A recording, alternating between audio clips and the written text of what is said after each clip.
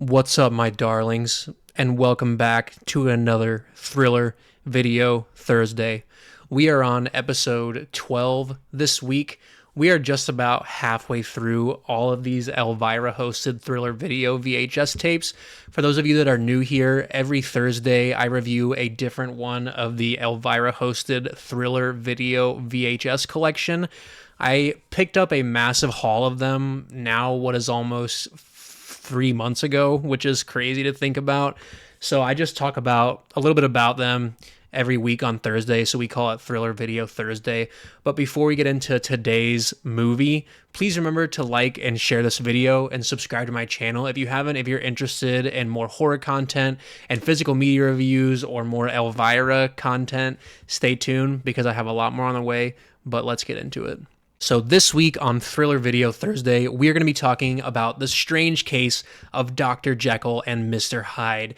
Now, Dr. Jekyll and Mr. Hyde is a tale as old as time. This is a classic tale. It's been adapted several times, and it was released. This version was released in January of 1968, and it was directed by Charles Jarrow or Jarrett. I don't know how to pronounce it, but I didn't recognize any of his other filmography, and it is starring Jack Palance, who you may recognize from Without Warning and some other horror films, but he really stuck out to me in that one.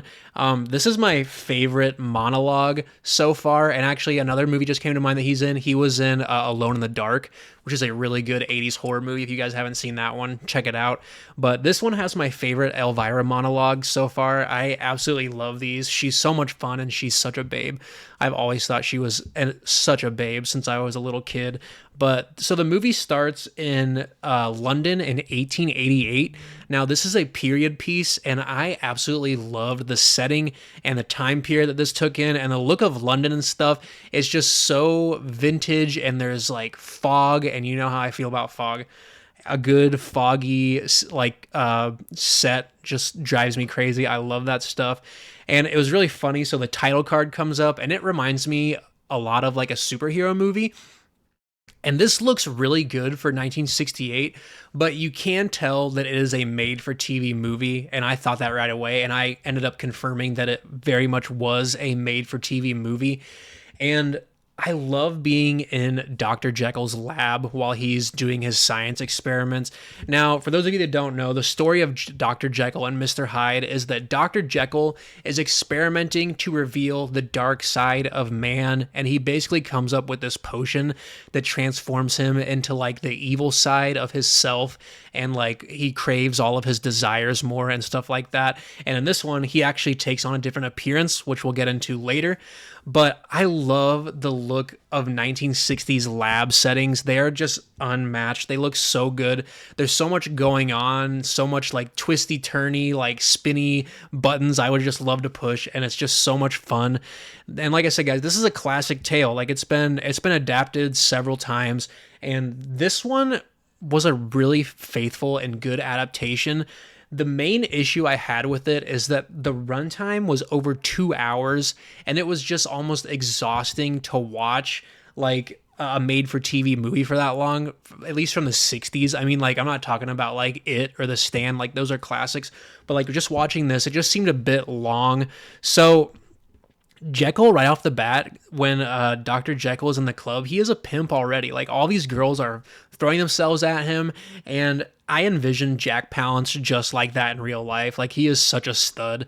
So he ends up testing the experiment on himself, and then he ends up turning into Mr. Hyde, and he goes for a night out on the town, and he's basically just this different person. He's dancing all over the club, getting into all kind of trouble, almost starts a fight with like this gang, and I don't know if it really comes out and says it ever, but I believe that he's going to like a strip club / brothel where you can like take girls home and stuff.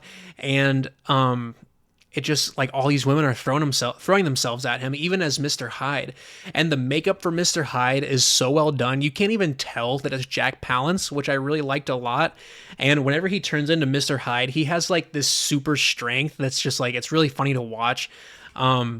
The score is very cinematic for this being a made-for-TV film. Like, the score could rival a really, really popular blockbuster film. It sounds that good. And I really liked the way that Jack portrayed Mr. Hyde. Very sinister and mischievous and just like always looking for trouble. And he does a really good job with that. There's this part where he cuts this dude's nose off with his sword, and it's like in his cane, which I've always thought that was so cool. Like just to have, like walking around with a cane and being able to pull a sword out. I just think it's so cool.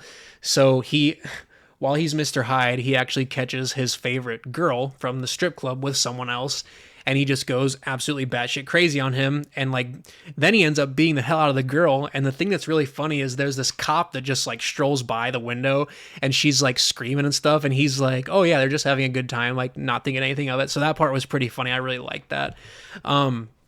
So by the end, throughout the movie, he's being hunted by another scientist who like wants his work and wants to see how it's done and how he keeps transforming himself. And that ends up being his demise in the end. I loved Elvira's ending part in this. It's so funny.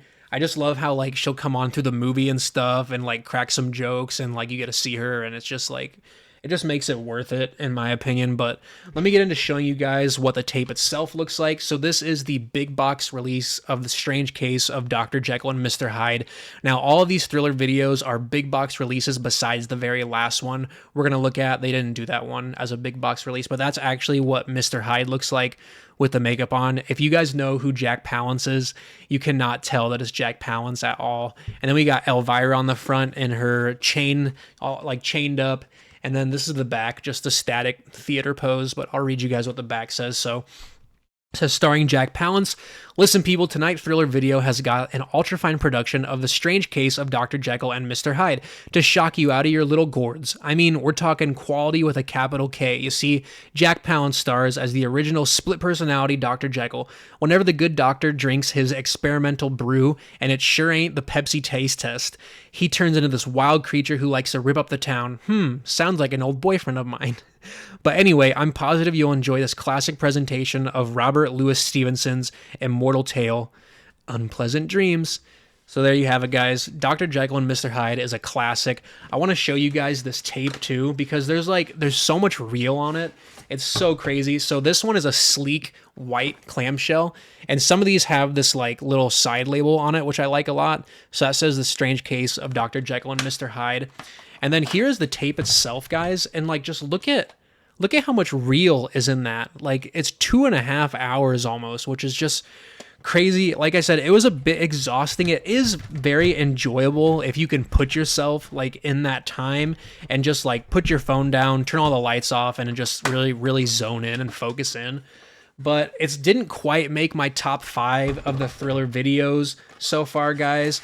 This is my least favorite of like the feature length productions so far. But overall, I still enjoyed it, and it's a really cool vibe, and it has a cool environment. Now, based on the orange sticker on the side label of it, I believed it was released in May 30th of 1985, at least on Thriller Video, but the movie was released in 1968. So that is The Strange Case of Dr. Jekyll and Mr. Hyde, guys. If you are liking these Thriller Video Thursdays, please remember to leave me a comment and share this video and subscribe to my channel if you haven't. That would be so amazing. And stay tuned for next week. We are going to be doing Growing Pains, which is back to another like just hour-length episode from the Hammer's House of Horror series. So that'll be nice. And until next time, unpleasant dreams.